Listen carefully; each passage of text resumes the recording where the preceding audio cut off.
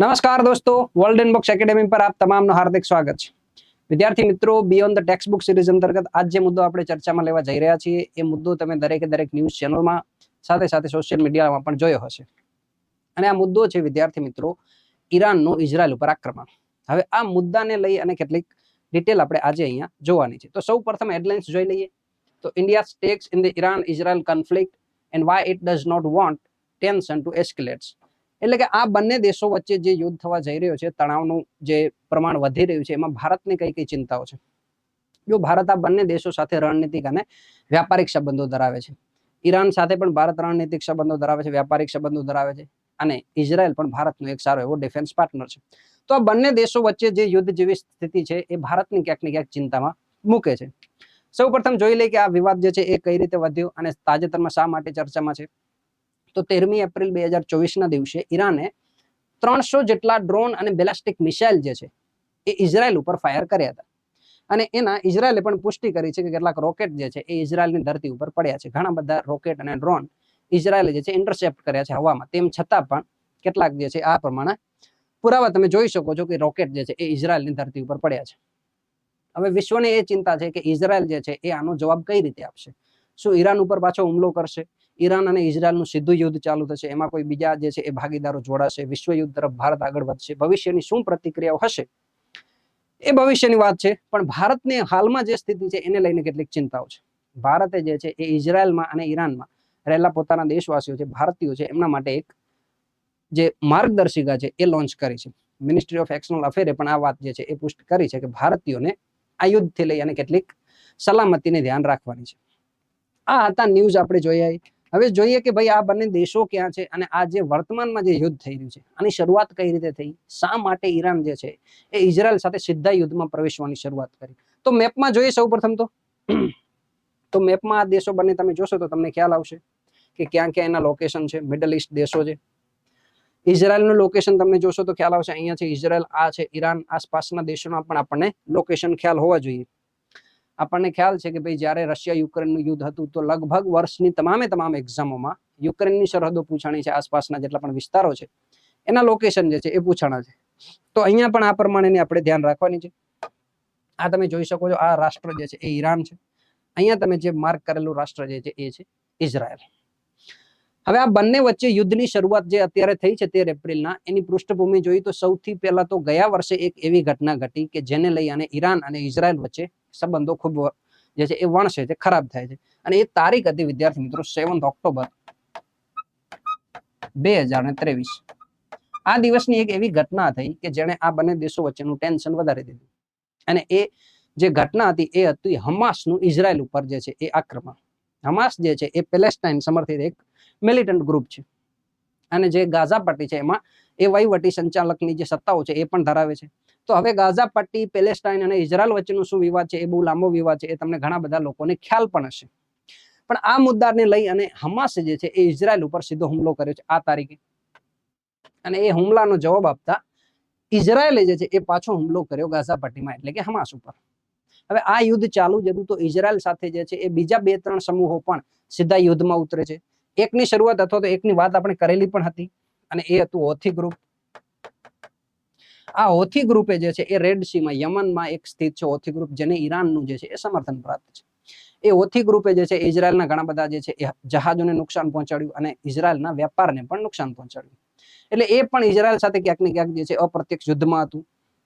બીજું એક ગ્રુપ છે હિઝબુલ્લા. તો આ હિઝબુલ્લા જે છે એ લેબનોનમાં એક એક્ટિવ સમર્થિત ગ્રુપ છે. લેબનોન તમે અહીંયા જોઈ શકો છો, આ છે લેબનોન. આ જે ઈરાન ઇઝરાયલ તમે જોવો છો મેપમાં, એની જસ્ટ ઉપર જોશો તો તમને લેબનોન દેખાય છે. આ તમારે વર્લ્ડ મેપમાં આ સેક્શન ખાસ અત્યારે જોવાનો છે કે કયા કયા દેશો છે, કોની સરહદ કયા દેશ સાથે સ્પર્શે છે, એ મુદ્દા આપણે જોવાના છે. તો અહીંયા આ તમે જોવો છો, આ લેબનોન છે. લેબનોનમાં જ એક ગ્રુપ છે હિઝબુલ્લા. એ હિઝબુલ્લા સાથે પણ જે છે એ સીધા યુદ્ધમાં છે અત્યારે ઇઝરાયલ. એટલે એ બંને ગ્રુપોને ઈરાનનું સમર્થન હતું. તેમ છતાં ઈરાન અને ઇઝરાયલ વચ્ચે કોઈ સીધા યુદ્ધના અણસાર આપણને જોવા મળ્યા નહોતા છેલ્લા 6 મહિનાથી. પણ વર્તમાનમાં એક એવી ઘટના ઘટી જેણે અત્યારની જે સ્થિતિઓ છે એ સ્થિતિઓ ટ્રિગર કરી છે. અને એ ઘટના હતી 1 એપ્રિલ 2024 ની, એટલે કે આ વર્ષે એપ્રિલ ફૂલના દિવસની આ ઘટના હતી. એ ઘટના કઈક એવી ઘટે છે કે અહીંયા તમે જોશો આ દેશ છે, આ દેશ તમે જોશો તો આ દેશ છે સિરિયા, અને સિરિયાની રાજધાની છે દમાસ્કસ. એ દમાસ્કસમાં એક ઈરાનિયન એમ્બેસી ઉપર હુમલો થાય છે.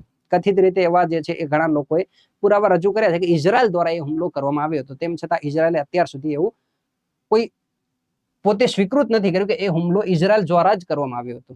તેમ છતાં એના ઉપર ઘણા બધા આરોપો લાગ્યા છે એ હુમલાને લઈને. તો આ સિરિયાની રાજધાની છે દમાસ્કસમાં, એ દમાસ્કસ ઉપર 1 એપ્રિલ 2024 જે હુમલો થયો, એ હુમલામાં ઈરાનના કેટલાક અધિકારીઓની મોત થઈ. હવે આનો આરોપ હતો ઇઝરાયલ ઉપર, અને એ ઘટનાનો બદલો લેવા માટે આપણે જે અત્યારે વાત કરી કે 13મી એપ્રિલના દિવસે ઈરાને 300 જેટલા ડ્રોન અને બેલિસ્ટિક મિસાઇલ જે છે એ લોન્ચ કરે, ફાયર કરે ઇઝરાયલ ઉપર, અને ઇઝરાયલની ધરતી ઉપર કેટલાક રોકેટ પડ્યા. હવે આ ઘટનાને લઈ અને ટેન્શન વધારે છે, અને ઘણા બધા લોકો એમ કહે છે કે આ વસ્તુ જે ઘટના ઘટી એ ત્રીજા વિશ્વયુદ્ધનું ટ્રિગર શરૂ કરી શકે છે. ત્રીજું વિશ્વયુદ્ધ અહીંયાથી જ ક્યાંકથી શરૂ થઈ શકે છે, કારણ કે ઇઝરાયલ જે છે એ ઇઝરાયલને યુએસએ નું સમર્થન છે, સૌથી મોટું સમર્થન યુએસએ નું છે વર્તમાનમાં એને. આ ઉપરાંત પશ્ચિમી યુરોપ જે છે, પશ્ચિમના યુરોપના દેશો પણ ઇઝરાયલના ક્યાંક ને ક્યાંક સમર્થનમાં છે. તો સામે તમે જોશો તો ઈરાનના પણ સારા એવા સમર્થક રશિયા અને અત્યારે ચીન છે. તો આ બંને સમર્થકો જો આ યુદ્ધમાં ક્યાંક ઉતરે તો ત્રીજા વિશ્વયુદ્ધ તરફ દુનિયા ધકેલાઈ શકે છે. આ હતો તમામે તમામ મુદ્દો. અને આપણે જોયું કે ભાઈ ભારતની ચિંતા એ હતી કે ભારત ઈરાન સાથે પણ સારા સંબંધો ધરાવે છે, અને સાથે સાથે ઇઝરાયલ પણ ભારતનું એક ડિફેન્સ પાર્ટનર છે. તો બંને સાથેના વિવાદોને લઈને ભારતને પણ બંને દેશો સાથે કઈ રીતે સંબંધ સાચવશે એ ચિંતા છે. બીજું આપણે આ દેશો જોઈ રહ્યા છીએ તો અહીંયા તમે જોશો જોર્ડન છે, અહીંયા સિરિયા છે, આ લેબનોન છે. કયા કયા દેશોની સરહદ જે છે એ કયા દેશને સ્પર્શે છે, ઈરાન ક્યાં છે, એ તમામે તમામ મુદ્દા આપણે જોવાના છે. આખો મેપ એક વખત જોઈ લેવાનો છે. બીજું અહીંયા ઈરાને એ પણ ધમકી આપી છે કે જો ઈરાન ઉપર હુમલો કરવા માટે કોઈ રાષ્ટ્ર એના એર સ્પેસ ખોલશે ઇઝરાયલ માટે, જો ઇઝરાયલ માટે કોઈ દેશ એર સ્પેસ ખોલશે તો ઈરાન એ દેશ પર પણ હુમલો કરશે.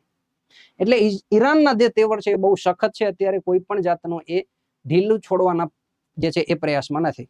એટલા માટે આ યુદ્ધ વધુ અકળાઈને ક્યાંક વિશ્વયુદ્ધ તરફ જઈ શકે છે. ઇઝરાયલ પણ પોતાની રક્ષા માટે જે છે એ ગમે હદે જે છે એ જઈ શકે છે. આ ઉપરાંત ઈરાન જે છે એ ઈરાન પરમાણુ પરીક્ષણમાં પણ ખૂબ નજીક હોવાની માન્યતાઓ બહાર આવી છે કે એમણે પરમાણુ પરીક્ષણ કર્યા છે, અને પરમાણુ હથિયારો જે છે, પરમાણુ પેલોડ છે એમની પાસે છે. ઇઝરાયલ ઓલરેડી એક પરમાણુ સંપન્ન રાષ્ટ્ર છે. તો આ જો યુદ્ધ ક્યાંક આગળ વધે તો આના પરિણામ આખી દુનિયાએ જે છે એ બહુ મોટા ભોગવવા પડે. અને ઓલરેડી છેલ્લા 2 વર્ષોથી તમે જોશો તો રશિયા યુક્રેન યુદ્ધ ચાલુ છે.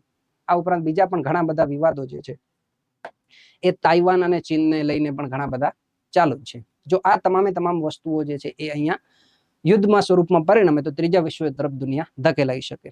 તો આ હતો આજનો મુદ્દો. આખો આપણે જે છે એ યુદ્ધની ઘણી બાબતો અને એની ટેકનિકલ બાબતમાં જવા કરતા આ જે મેપ છે એ મેપ ધ્યાનથી જોવાનો છે, અને ભારતના આ બંને દેશો સાથેના સંબંધો કયા કયા છે એની વિશે થોડીક ડિટેલ જોવાની છે. ચલો આગળ વધીએ આજના મુદ્દા તરફ. તો તમને જે ગઈકાલે સવાલ પૂછ્યો હતો એ સવાલના ઉત્તર તરફ આગળ વધીએ. તમને જે સવાલ પૂછ્યો હતો એ આ પ્રમાણે હતો કે નીચેનામાંથી કયો પર્વત જે છે એ શિખરનું બીજું નામ સાગરમાથા પણ છે? તો એનો સાચો જવાબ હતો વિદ્યાર્થી મિત્રો માઉન્ટ એવરેસ્ટ. માઉન્ટ એવરેસ્ટનું બીજું નામ સાગરમાથા પણ છે. અને એ જ પ્રમાણે તમારી માટે આજનો પ્રશ્ન જોઈએ તો આજનો પ્રશ્ન કંઈક આ પ્રમાણે રહેશે કે ભારતના અરુણાચલ પ્રદેશ અને સૌરાષ્ટ્રમાં સૂર્યોદય વચ્ચેનો અંદાજિત સમયનો તફાવત શું છે? આપણને ખ્યાલ છે કે અરુણાચલ પ્રદેશ છે એ ભારતની પૂર્વીય બાજુ છે, અને સૌરાષ્ટ્ર જે એ પશ્ચિમ તરફી છે.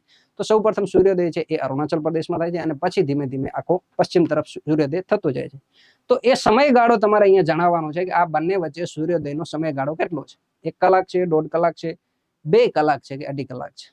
જો આ સવાલનો જવાબ તમને આવડતો હોય તો તમારે કમેન્ટ સેક્શનમાં લખવાનું છે. નથી ખ્યાલ તો હંમેશાની જેમ આપણે એક વખત ગૂગલમાં ચેક કરવાનું છે. આ જ પ્રમાણે કોઈ પણ નવા રોચક તથ્યો સાથે આપણે નવા મુદ્દાઓ અંતર્ગત આ સિરીઝમાં આગળ વધશું. જય હિન્દ, જય ભારત.